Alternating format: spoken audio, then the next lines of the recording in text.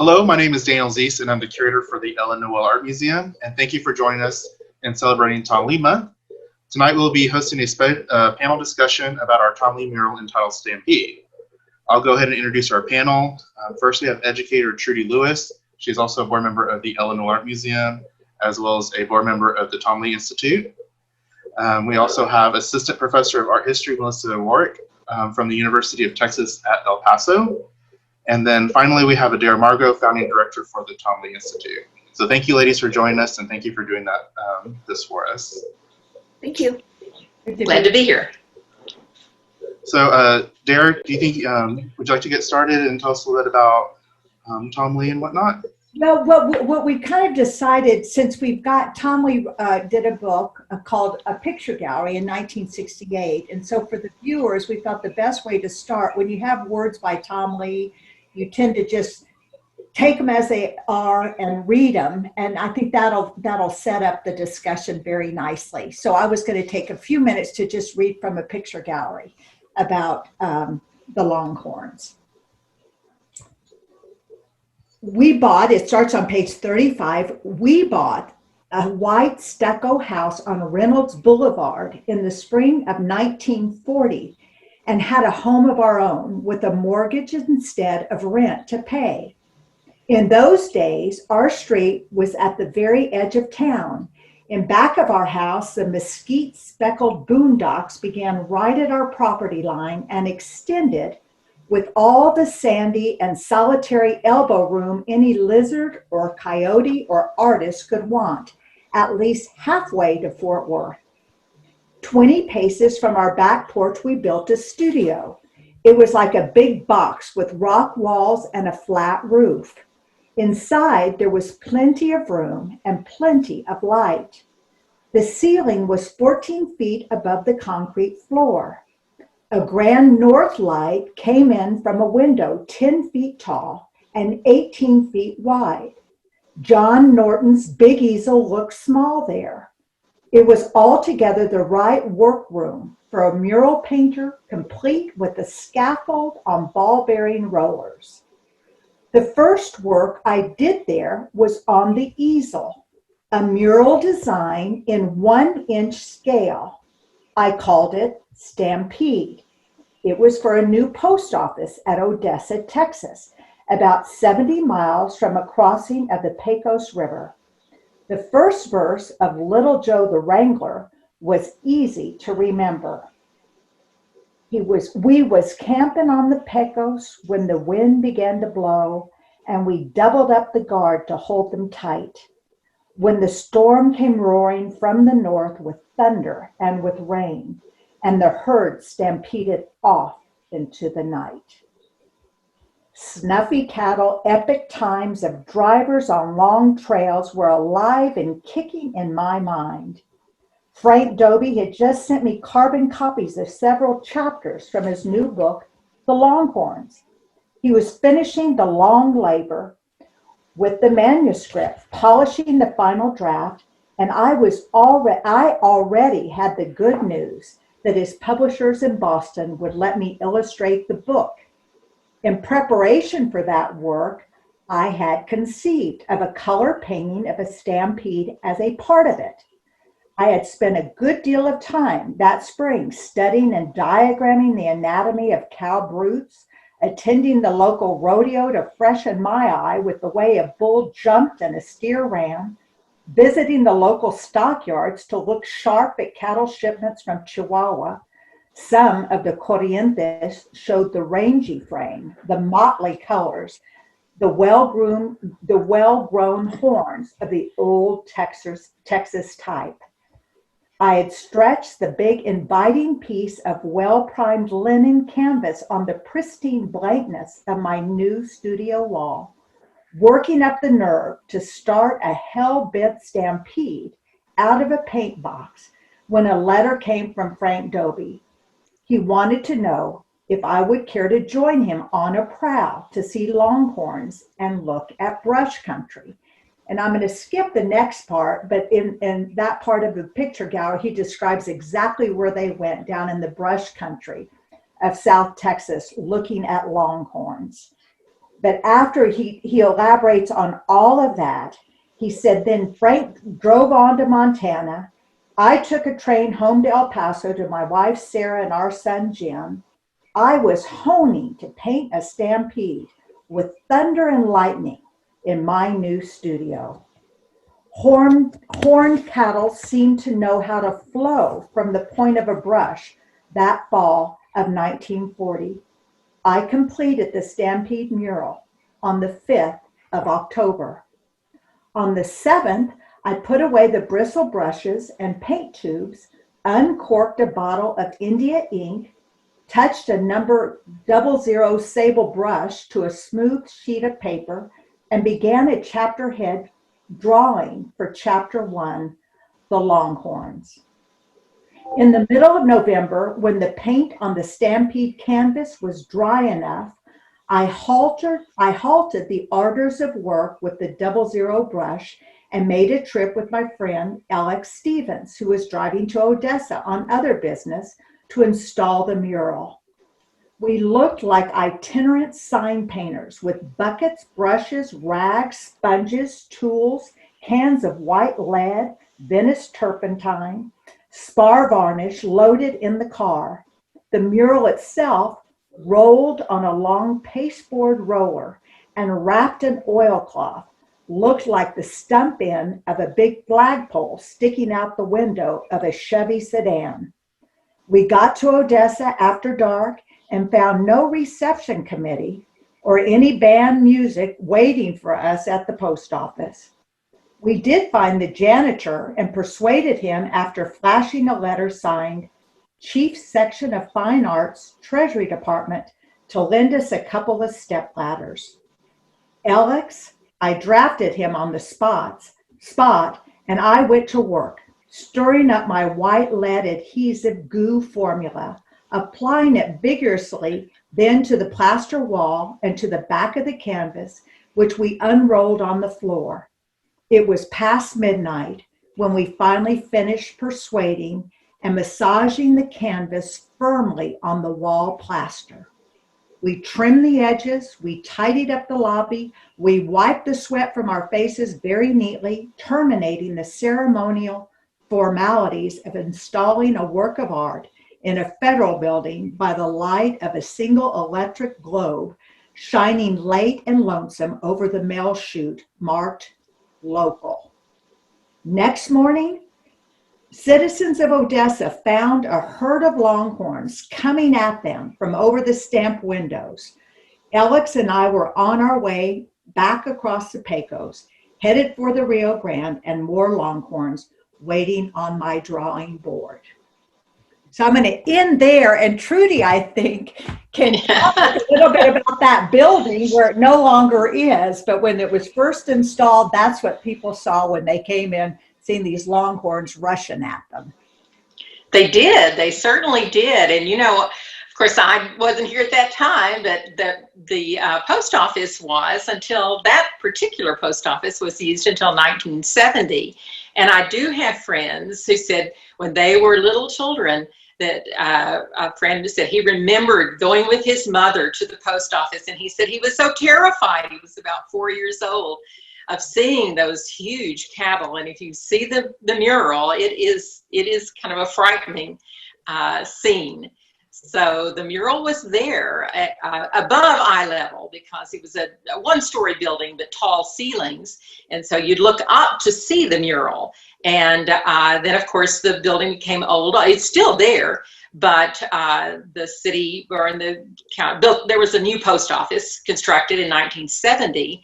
And when that happened, then the mural was moved, and across the street actually. And the new building is a lower ceiling building, so the mural was in place there as well, but then at eye level, and with just a small kind of a railing in front of it, so you could always see it, but it was in a much more vulnerable position, and maybe not quite the place that Tom Lee had envisioned for it. And so over the years, unfortunately, because post office are open 24 hours a day, the mural was damaged. And so for years, people had thought about, would there be a way to protect that mural, because it's such a powerful image and so much a part of the memories and experiences of so many people in Odessa. And so people had talked, because the mural actually belongs to the federal government, to the post office. And they tried to contact them, and there really was no success. There always the word was that no, the mural is in the post office and that's where it must stay. And so we'd worked on that for years, and people just, over the years, many people had made attempts at different times to see if there was some way to protect that mural and make it a little bit more accessible not accessible to the public, but easier for the public to view, perhaps. And so with the help of the Tom Lee Institute and the Ella Noel Art Museum in 2014, I believe that was, a group of citizens from Odessa and El Paso went to Washington, D.C. for a conference on murals, and our mural was the one that was highlighted, and what murals mean to the community at the Smithsonian American Art Museum, what these murals mean to a community, and the importance of preserving them and how that might be accomplished. And so that really began a conversation, and it is a conversation that's ongoing for other communities as well, because there were others there from other parts of the country who were interested in the same kind of study. And through that work, then the federal government agreed to allow Odessans to become more actively involved in protecting the mural. And so the mural was removed from the post office with the assistance of the Ella Noel Art Museum and and others in Odessa, other art association, the Odessa Arts Association, and a replica was put in its place. So there is still a replica of the mural in the actual spot in the 1970s post office. And then the mural was taken to Santa Fe to be restored, beautifully restored and cleaned, and now has pride of place in the art museum, the Ella Noel Art Museum in Odessa. So such a valuable part of our community.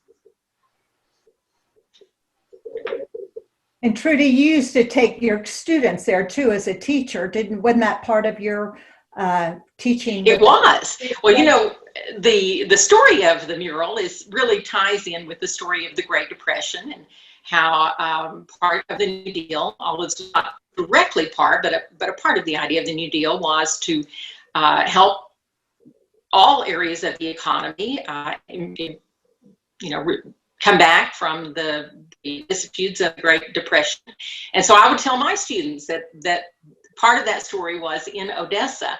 And so I was an American history teacher, and I would encourage them to go. It was close. I taught at Odessa High School, and the post office is not very far away. So that's when the mural was still in the post office. And I would always have them go to the museum, go to the post office and look at the mural, and then they had to come back and tell me about it.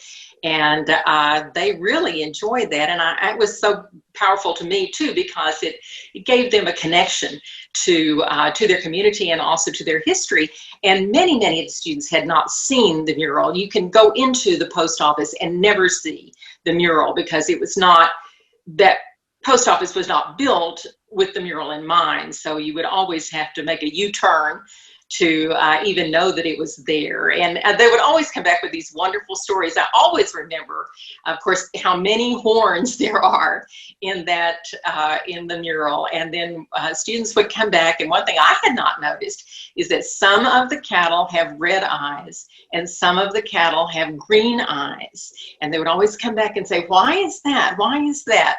And of course, I never had the opportunity to ask Tom Lee why he had portrayed them in that way. Artistic license, I would always say.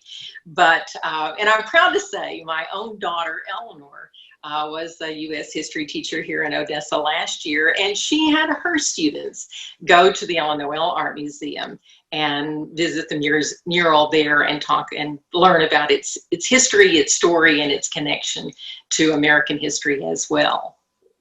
Right. It is. What's wonderful to know what's in your own community and the fact that how significant it is. It was a It model is. conference at Yes. Estonia. And especially because our community doesn't have a really old history. And so, you know, when you can find a connection like that, I think it's so important and valuable to everyone, but especially the young people in the community.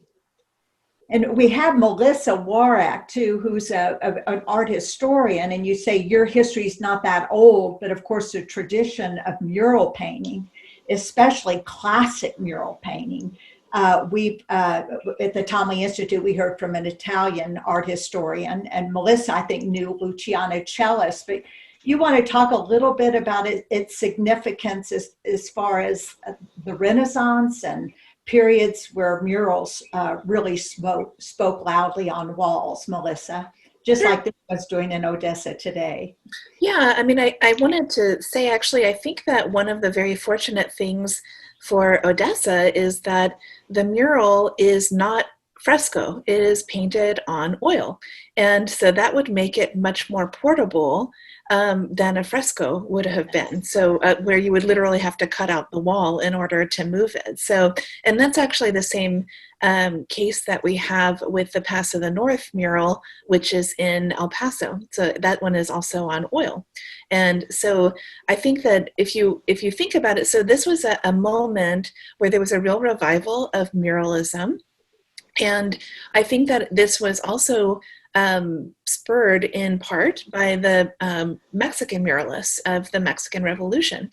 And so many of, I mean, we have major artists, Jackson Pollock, Philip Guston, many others who, like Tom Lee, were hired by the US government to create murals. And so it wasn't, they did also, so the Department of the Treasury also had oil painting, sculpture, and many prints and posters and things like that also created for the Federal Art Project. But in general, people really get to know the murals. And so this was an opportunity for many artists like Tom Lee to get to look back to this kind of work that had been done, not just for, you know, centuries, but like for millennia, because some of the earliest prehistoric art that we have is our wall paintings, right? So, so this is sort of like going back to some of the earliest art that we know, even relating to rock art and those sorts of things. So, in the Renaissance, you would have more fresco painting. So, what happens with fresco painting is that you are literally painting on top of plaster on a wall. So you cannot wash off or scrub off the work because it becomes Stampede is, I believe, over 17 feet long or wide. So it will really fill up your peripheral vision. And I think that was a very intentional goal. As Trudy pointed out, you know, the number of horns that you see, he was trying to sort of show the magnitude of this event of a stampede. Basically, and I think that also another thing for me that's very interesting is there's one person and one horse in the stampede, and this is a sort of a death scene for this guy. I mean, nobody could survive this kind of fall.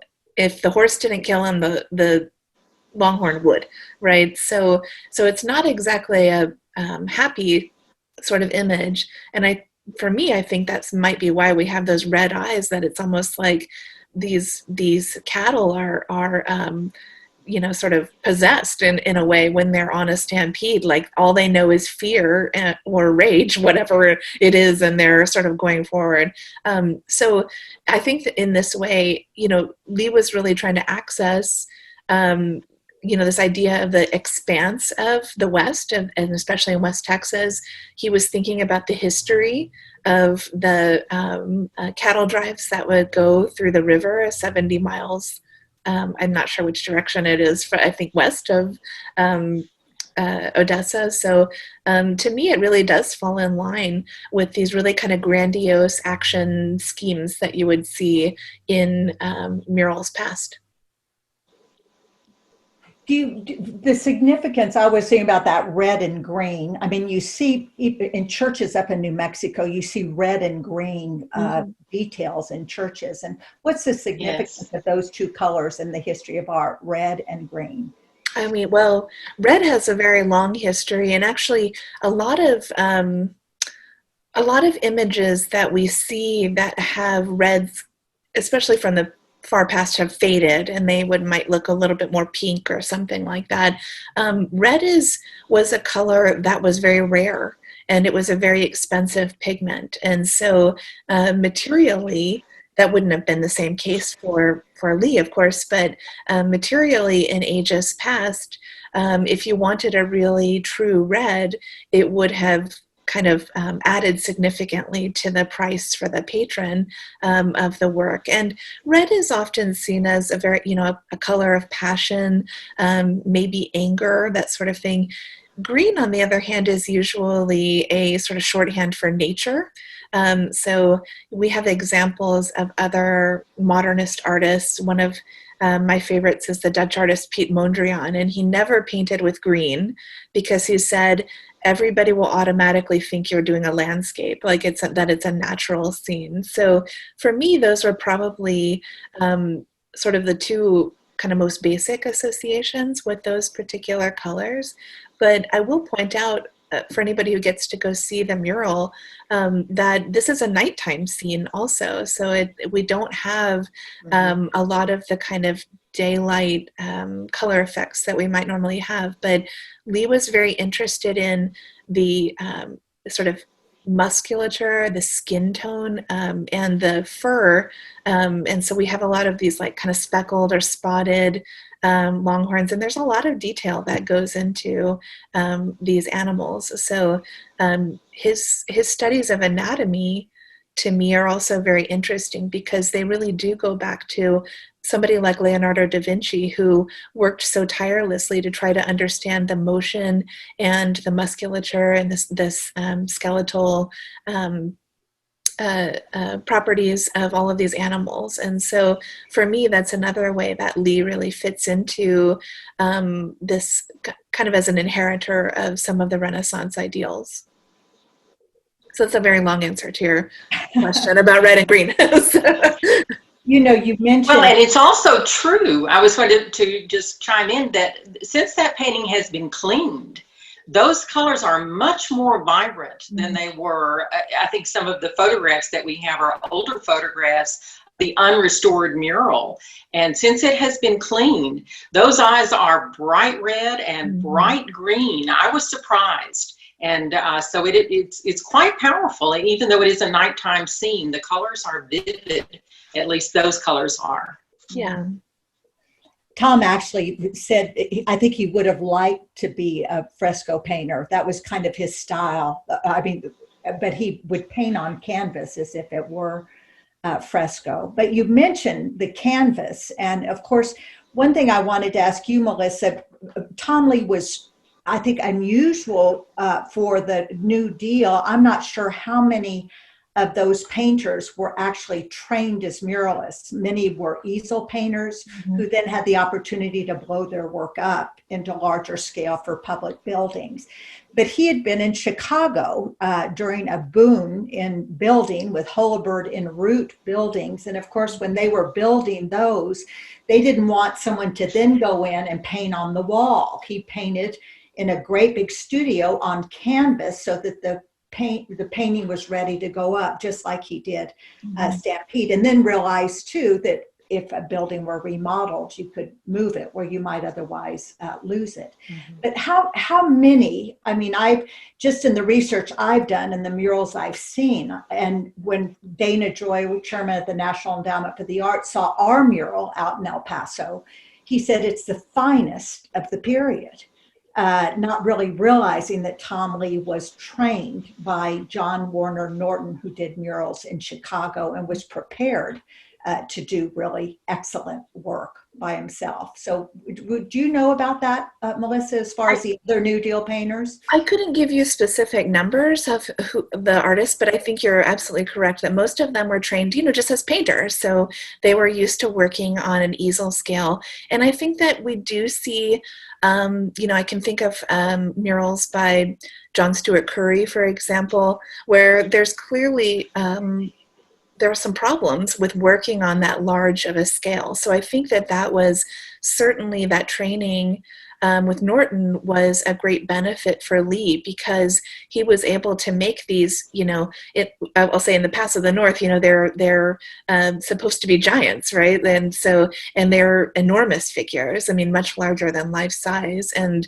I think that he was able to do the other trick of this is they had to work quickly. So they didn't have, years on end to do this. And fresco is messy. It is something that would require probably not having people come into the building. So it's probably not so practical for the type of works that most of these artists were doing, especially in a place like Chicago. If it's a new building, it's busy, and they probably don't want to shut down operations just for the painting of frescoes, right? So I think it was a sort of a smart choice. Fresco's harder to work with because it dries very quickly, so you can't get the level of detail. I mean, it's just sort of a known thing. You just can't get the same level of detail. And Lee does talk in his writings about, allowing the paint to dry, and this was over a month, so I think that's the real benefit, is that we can get these really vibrant colors and this kind of sense of depth and the highlighting that he does, especially on that very large, I'm going to say it's a bull, but there's no anatomical evidence of that necessarily, but it might be a steer, but I think it's a bull, probably the very large black one in the very front of the mural. And he's almost a blue-black. I mean, it's a really kind of an interesting choice, I think, kind of highlighting that animal's anatomy. And I did a little bit of research because I was really interested in this idea that Tom Lee had about what he called the old style of longhorn cattle. And I'm a graduate of the University of Texas at Austin, so I'm very accustomed to a very beefy, fat, kind of slow longhorn cow. And the old style were, and he actually used this word, rangy. They were very slim. They were much faster. They could move faster, and they weren't, necessarily bred just for beef the way that more cattle are these days. So this is why, if you look at those cows in the Stampede, they look probably younger to most people who don't know, because but they are probably mature cows. They just were bred to be more lean. And so this was a choice. And so that's really, I think, one of the things that's interesting is that he's thinking about, this kind of old breed that was really dying out in 1940, because breeders were packing on the pounds on these larger animals. It's sort of like a Cadillac versus a Ferrari or something like that, right? So I think it was a really kind of an interesting stylistic choice that he made to show these cattle as they were. So it's a little bit like an homage to the past, I think, also for Texas. And he also said he chose between painting. He had to make this sort of choice when he got the commission, between painting cattle or oil fields or something related to the oil industry. And so I think I'm actually kind of curious, maybe Trudy can answer this. What difference do you think it would have meant to Odessans if he had done something related to the oil industry versus the cows? I think both images or both scenes would have been well received. I think this one, it becomes particularly valuable, and I think much better as it turned out. Of course, he was influenced too by that he was going to be working on the illustrations for J. Frank Dobie's book, The Longhorns, and I think that helped him make his decision as well. But I've always really been fascinated by his use of the story of Little Joe the Wrangler, and I think that really turned out to be a wonderful choice, because if you listen to the music or read the lyrics, it's an old cowboy story song. And it involves a young man who's really kind of orphaned. I should say his mother has died, but his father is remarried, and he's not happy at home. And so he goes out to try and find a new life for himself, and he has nothing. And so the cowboys take him in, and they kind of help him get the things that he needs. And he becomes part of the group and is making a better life for himself. And then, of course, the great tragedy is he's killed in this stampede. But I just think that's such a powerful story, and it really speaks to the history of Odessa in the sense that people come here looking for a better life, and they come from all over. You know, this was an arid land for years, and not much activity, economic activity. And so I think the image that he chose was a wonderful one, and I think very well received, always was and has been, continues to be, because it's not just a story of cattle stampeding, but it's also a story of someone looking for a better life, and that's a powerful story as well. Trudy, you had mentioned you're on the board of the Tom Lee Institute, and our theme is Amistad this year, Yes. Friendship. And do you want to say a little bit about the friendship between J. Frank Dobie and Tom Lee? Well, I think one of the events is going to delve into that story a little bit more. But I know I think already discussed this. It was the beginning of 1940 that Tom Lee found out that he was going to be allowed to make this mural, and that he was thinking of what he might do. And he certainly was thinking of an oil-related scene. And but then through his friendship with J. Frank Dobie, then he had the opportunity to go out and observe the cattle.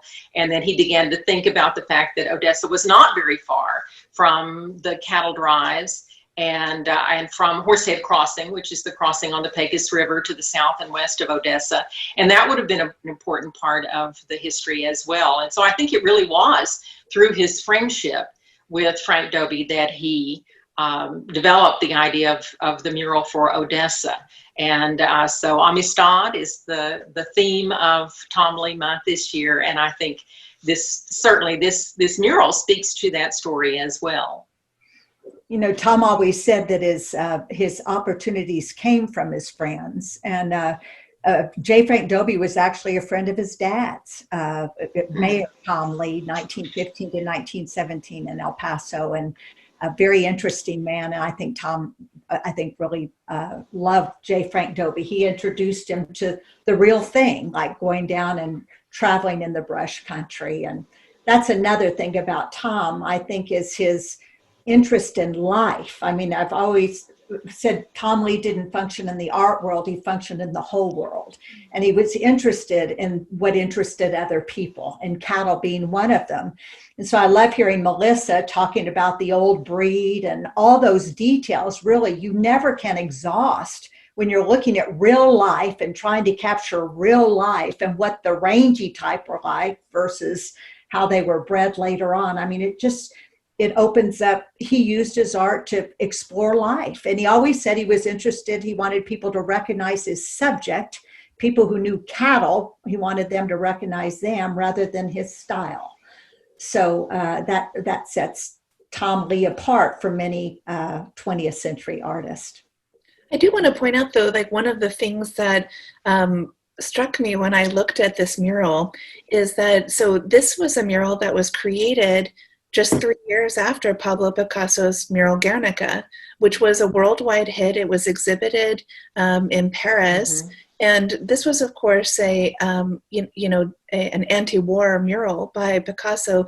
But very interestingly, I think Picasso included these images of bulls and horses, and he has a horse that is dying. And there is a way mm-hmm. that I think if you look at these two sort of next to each other, that you can see a little bit of that in the horse, especially because the horse has been killed in Guernica, and this horse is in distress in Stampede.